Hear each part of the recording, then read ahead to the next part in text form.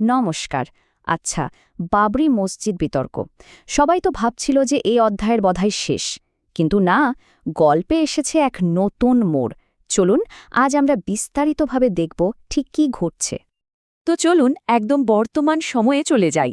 জায়গাটা হলো আমাদের পশ্চিমবঙ্গ আর জেলা মুর্শিদাবাদ।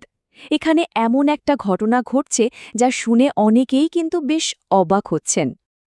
একবার ভাবুন, অযোধ্যায় যে বাবরি মসজিদ ধ্বংস হয়েছিল তার ঠিক ৩৩ বছর পর এখানে বাংলায় মুর্শিদাবাদে একটা নতুন বাবরি মসজিদ তৈরির প্রস্তাব দেওয়া হয়েছে।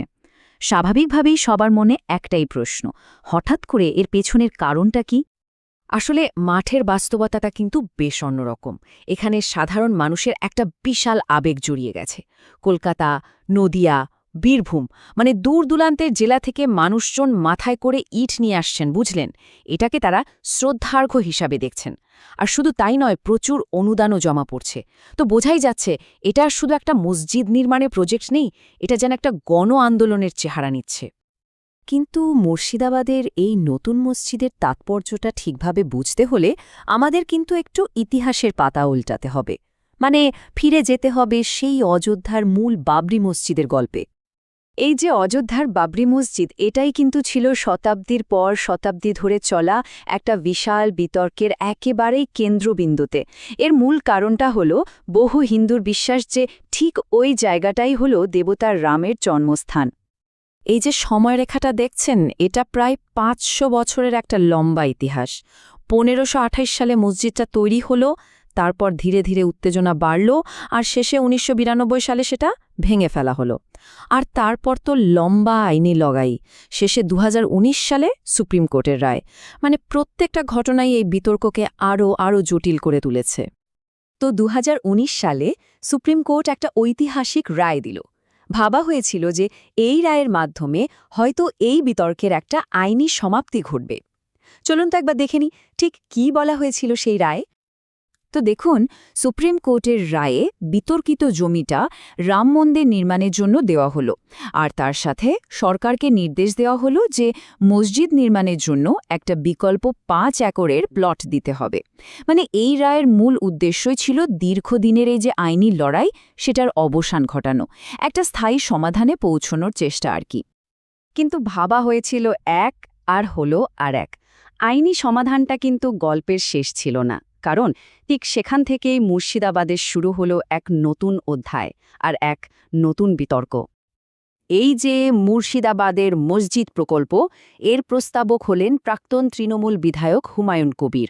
আর এর ভিত্তিপ্রস্তর স্থাপনের জন্য যে দিনটা বেছে নেওয়া হয়েছে সেটা হলো ৬ই ডিসেম্বর, মানে ঠিক যেদিন অযোধ্যায় মসজিদটা ধ্বংস হয়েছিল তার ৩৩তম বার্ষিকীতে। এর সাথে আরও পরিকল্পনা আছে একটা বিশাল কমপ্লেক্স বানানোর, যেখানে হাসপাতাল, মেডিকেল কলেজ এসবও থাকবে। খরচটাও কিন্তু কম নয়, প্রায় ৩০০ কোটি টাকা।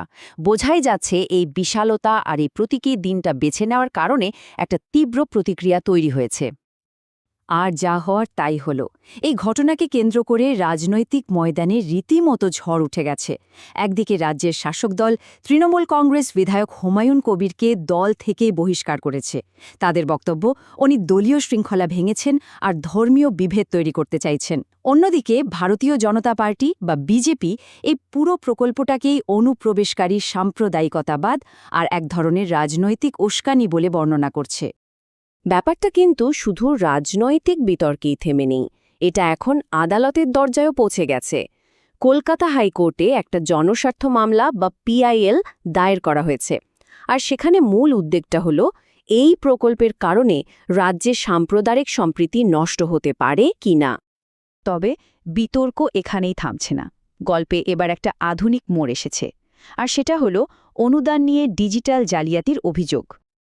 ভাবতে পারেন, এই প্রকল্প ঘোষণার কিছুদিনের মধ্যেই অফিসিয়াল ট্রাস্ট অ্যাকাউন্টে প্রায় ৩ কোটি টাকা জমা পড়ে গিয়েছিল। মানে জনগণের কাছ থেকে কি বিপুল আর্থিক সমর্থন পাওয়া গেছে সেটা এই অঙ্কটা দেখলেই বোঝা যায়। কিন্তু এই বিপুল অনুদান সংগ্রহের মধ্যেই একটা বড়সড় কেলেঙ্কারির অভিযোগ উঠেছে। বলা হচ্ছে কিছু জালিয়াত মসজিদের অফিসিয়াল ট্রাস্টের সব তথ্য নকল করে।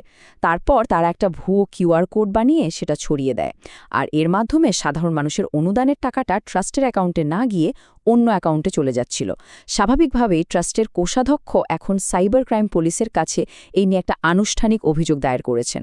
মানে পুরো বিষয়টার সাথে এখন একটা অপরাধমূলক তদন্তও জড়িয়ে গেল। এই যে ভুয়ো কিউআর কোড কেলেঙ্কারিটা হলো, এই প্রসঙ্গে প্রকল্পের প্রধান উদ্যোক্তা হুমায়ুন কবিরের বক্তব্য খুব স্পষ্ট। তিনি বলছেন, এগুলো জালিয়াতি, চক্রান্ত। তার মতে এটা আসলে তাদের এই কাজটাকে বানচাল করার জন্য একটা ষড়যন্ত্র। তো আমরা ইতিহাস দেখলাম, বর্তমানের বিতর্ক দেখলাম, এমনকি জালিয়াতির অভিযোগও শুনলাম। এই সব কিছুর পর ভবিষ্যতের দিকে তাকালে একটা খুব বড় আর মৌলিক প্রশ্ন কিন্তু উঠে আসছে। এই যে একটা নতুন বাবরি মসজিদ তৈরি হচ্ছে, তার যে নতুন উত্তরাধিকার তৈরি হচ্ছে, এবং তাকে ঘিরে যে এত সংঘাত, এই সব কিছু ভারতের সামাজিক সম্প্রীতির ভবিষ্যতের জন্য ঠিক কী অর্থ বহন করে? এই নতুন প্রতীকটা কি পুরনো ক্ষত সারিয়ে তোলার একটা সুযোগ দেবে, নাকি এটা নতুন করে বিভেদ তৈরি করবে? এর উত্তরটা হয়তো একমাত্র সময়ই দিতে পারবে, কিন্তু প্রশ্নটা আমাদের সবার জন্যই থেকেই যাচ্ছে।